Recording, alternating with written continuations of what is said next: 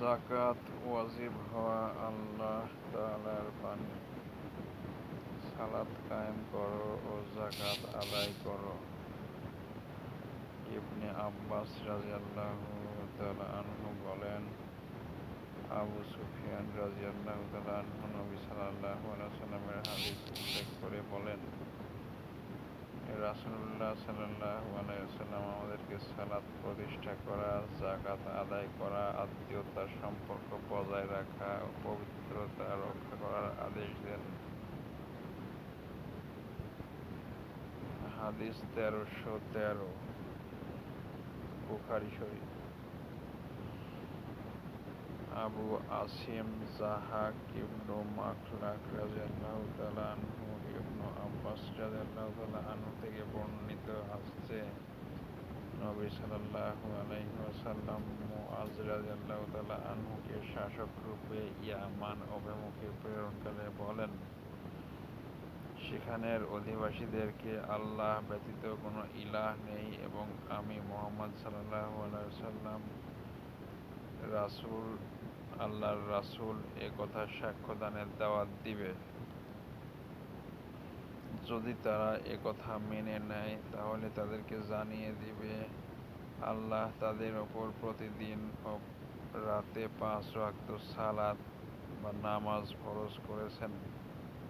তারা যদি এ কথা মেনে নেয় তবে তাদেরকে জানিয়ে দিবে, আল্লাহ তাদের সম্পদের ওপর সাদকা ও যাকাত ফরজ করেছেন। তাদের মধ্যকার নিসাব পরিমাণ সম্পদশালীদের নিকট থেকে যাকাত উসুল করে তাদের দরিদ্রদের মধ্যে বিতরণ করে দেওয়া হবে। হাফস ইবনু উমর রাহমাতুল্লাহ আলাইহি আবু আইয়ুব রাযিয়াল্লাহু তাআলা আনহু থেকে বর্ণিত যে, এক সাহাবী নবী সাল্লাল্লাহু আলাইহি ওয়াসাল্লামকে বলল, আমাকে এমন আমল বলে দিন যা আমাকে জান্নাতে প্রবেশ করাবে। তিনি বললেন, তার কি হয়েছে, তার কি হয়েছে? নবী সাল্লাল্লাহু আলাইহি ওয়াসাল্লাম বলেন, তার প্রয়োজন রয়েছে তো। তুমি আল্লাহর ইবাদত করবে, তার সাথে কোনো কিছু শরীক করবে না, সালাত বা নামাজ কায়েম করবে, যাকাত আদায় করবে ও আত্মীয়তার সম্পর্ক বজায় রাখবে। হাদিস নাম্বার 1315। মুহাম্মদ ইবনু আব্দুর রাহিম রাহমাতুল্লাহ আলাইহি আবু হুরায়রা রাযিয়াল্লাহু তাআলা আনহু থেকে বর্ণিত যে, এক মরুবাসী সাহাবী নবী সাল্লাল্লাহু আলাইহি ওয়াসাল্লামের নিকটে উপস্থিত হয়ে বললেন, আমাকে এমন আমলের পথ নির্দেশ করুন যা আমল করলে জান্নাতে প্রবেশ করতে পারব।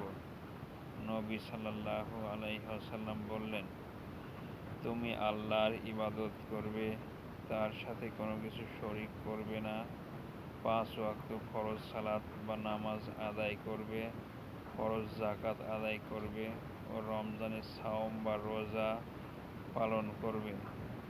সাহাবী বললেন, আমার প্রাণ যার হাতে তার কসম, আমি এর ওপর বৃদ্ধি করব না। তিনি যখন ফিরে গেলেন তখন নবী সাল্লাল্লাহু আলাইহি ওয়াসাল্লাম বললেন, কেউ যদি জান্নাতি লোক দেখতে আগ্রহী হও, সে যেন তার দিকে তাকিয়ে দেখো।